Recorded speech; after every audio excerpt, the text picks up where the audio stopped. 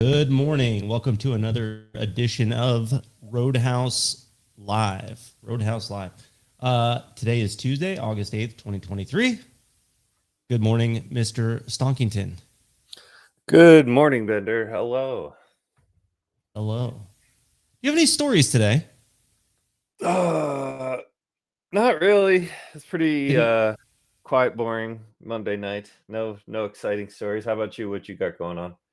No. Oh, well, I did. Yesterday, the pool was a little low. So I put the hose in there and I turned it all the way on.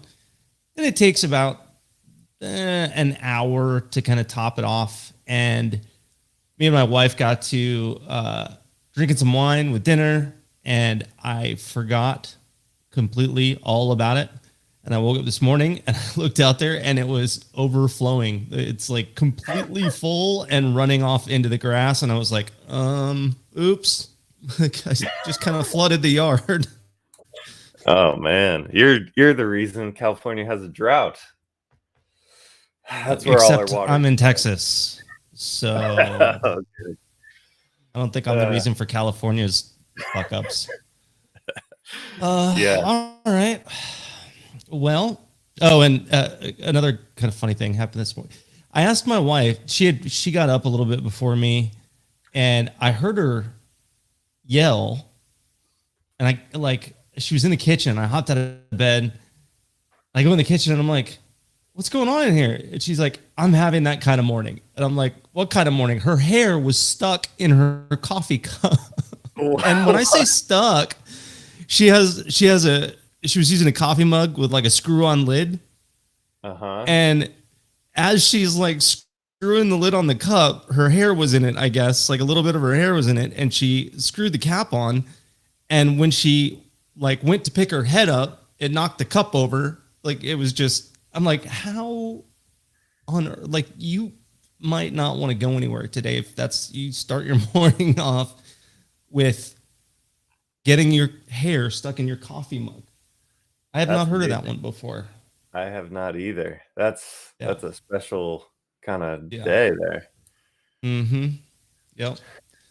All right. Well, let's see what we got in the headlines. PLTR reported last night. Reported well. Stock initially dipped, but then recovered most of that dip. I think on the docket for today, we've got AMC, UPS, Under Armour, Lyft, Rivian, to name a few. I don't know if any of those have reported this morning or if those are all after the bell. Not really sure. There was a headline on Boeing, something about safety hazard from overheating engine housing on Boeing Max jets during anti-icing. I mean, typically Boeing stock only goes up if a plane falls out of the sky, so I'm not sure how much this will matter. Bad news, Boeing.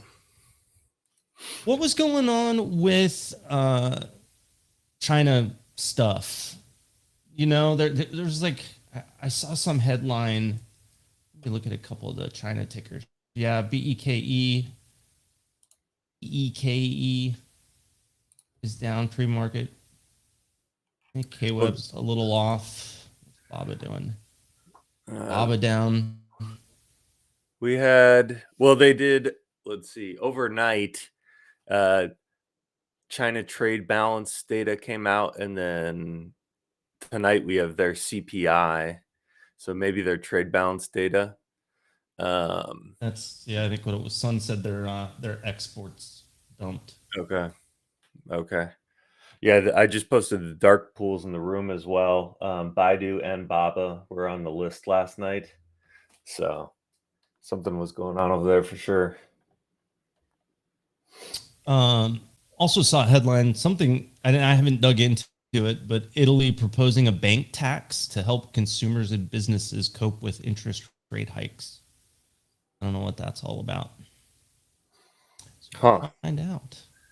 Are they going to tax the banks more? More tax on the banks? More, Aggie less. Man said something about windfall profits tax. So they're making too much money, so they get taxed more. How does it help cope with inflation?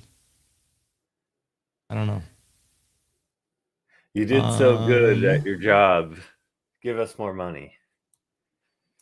But I'm trying to figure out how that trickles over to the consumer Yeah.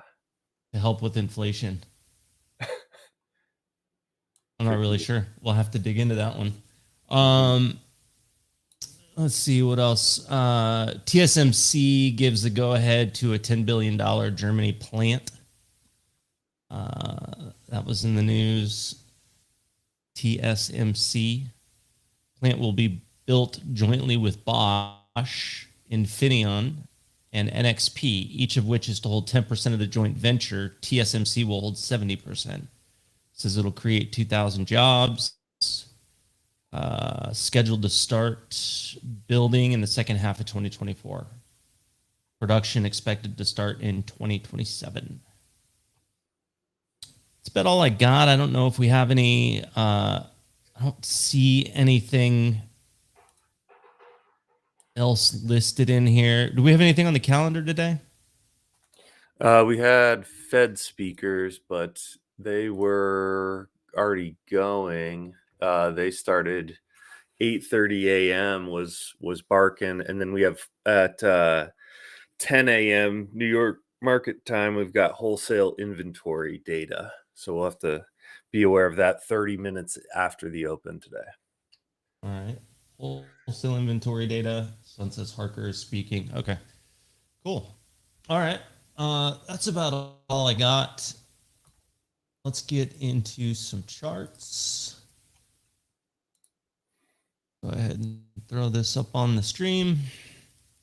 Nice. And all right, here is the, I'm going to start with a 60-minute real quick. The 60-minute chart on the ES. And you can see this weekly fair value gap bottom. If I go to the wheat, oops, that is not what I was trying to do. All right, so you can see that comes from this candle's high right here. And we did take that, pierce into that. And that's, you know, we're this area where we're bouncing, we've got that weekly fair value gap, kind of the bottom of it right here, along with the 618 retracement of the most recent up move, this move right here. So this is the 618 retracement. So, you know, it's not surprising that we're bouncing in here where we are. Whether or not it holds remains to be seen. Zooming into the 15-minute, we can see that if, I think we kind of talked about this yesterday, but if this gives, we have this gap, this regular trading hours gap down here at like 44.80. And then below that, we have an old new week opening gap, the top of that being 44.59.5. So if we break this with any sort of momentum, I would look for this gap to fill down to that 44.80 level and below that, that new week opening gap top. As far as what we might have to the upside, we've got the Asia session low. So first you see this, we've got this 15-minute fair value gap right in here. So this is going to kind of set the morning, see if we can get past that. If we are going to get any sort of upside move, I would look for that to get that fair value gap inversion and that become support to push us up over the Asia session low. And you got the high is right up in here, 45.28.75 level, 45.29, kind of right in here. You got the London session high and the Asia session low right in here. This was the Asia session low, 45.20 half, and the London session high, 45.29 half. So there's nine points in there. So if this becomes support, then I would look for a move that takes that Asia session low and stops those folks out. And then the next level that I would look for would be that London session high up here, 45.29 half. Then we can kind of see where it goes from there. The next, major level up where the stops all come out, if we get any sort of momentum, would be this 45.41.75, and that puts us back in the middle of the parallel channel. And I think that's about all I have to set up the day on the ES. You want to talk about the NQ and some of your other? Yeah, let's do it. Taking a look here, and I kind of like what we have going on at the moment. So yeah, let's just jump into the NQ here. So first thing is this line here. It's not marked, but we'll do it for now. These stops, I like that they just grabbed all these stops. It was just obvious, right? Like there was any bull that bought, they had a break. If they had a break even stop, it was right here, and we just ran it. So that could have just been a liquidity grab for a move higher. This kind of is starting to look like a massive falling wedge. Daily fair value gap, if we're going to break down into this would be my first downside target down there at 15,278.25. Pink box sitting on our new week opening gap, and upside targets. So we have this little fair value gap here is going to be on the hourly here. It looks like we can probably bring this even down to like there. So upside targets, this orange line above is going to be the top of the previous weekly fair value gap. I wanted to keep that on the chart, even though we've kind of gotten up into that area. I think this will still be a key level. If we slice up through that orange line, 15,483.75, next upside target would be the bottom of this gap, which we haven't filled in, so the bottom of this candle here, which would be that 15,548.25. Also, we could think of this candle here as a bear who wanted to get in with a better price. So this could be an order block line. So if we ran up into this hourly candle there, it's possible we could be met with some resistance there. But I like this bigger falling wedge setup for the upside. We saw some decent bullish flow closing out the day yesterday. They started buying again. They were hitting NVIDIA to the upside. So we'll kind of see what we get there. The Russell chart selling off pretty good here pre-market. Also kind of got this falling setup. Orange box below would be a weekly fair value gap with room. This would be our downside target if we get into there, 19.50. And then let's see above, we've got some fair value gaps here, smaller. So we've got the body of this candle here. First upside target would be this 19.58, and then again another fair value gap here. And then I have this orange line marked off as an order block. We can see we've been reacting to it. Bodies of these candles respecting it.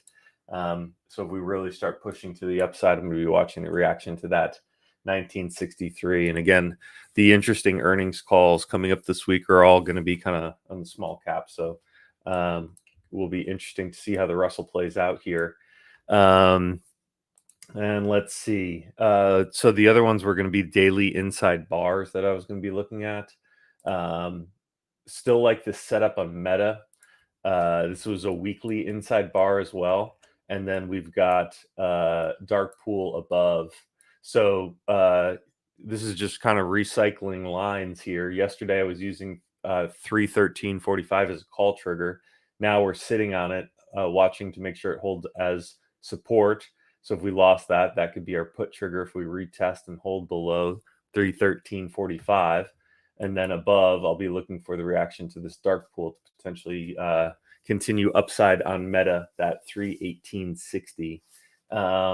Didn't get a ton of flow yesterday, so just going to kind of keep an eye and see if we get anything. But this is kind of looking, the fact that this is, again, we can see this would be kind of similar equal stops building out here below.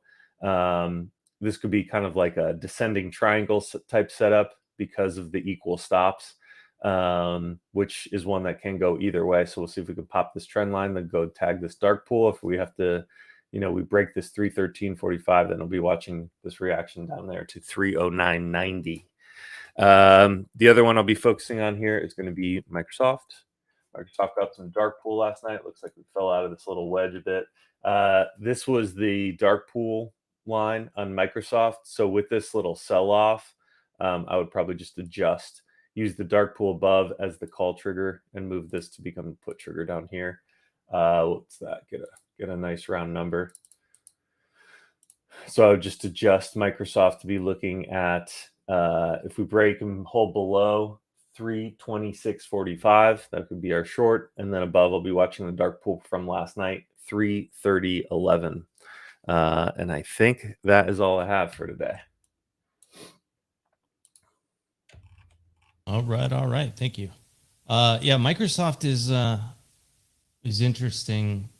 It's gonna be interesting to see what they do with it. So the flow, at least through Friday of last week, was bullish on it. And yeah, we it's saw hard some to yesterday too. Let's see. Do you have? I'll do I'm gonna do some fibs on the Microsoft chart, kind of longer term, and just get some idea of where they might actually start leaning in heavily. Obviously, Microsoft being one of those companies that earnings still strong, and they continue to execute, continue to perform.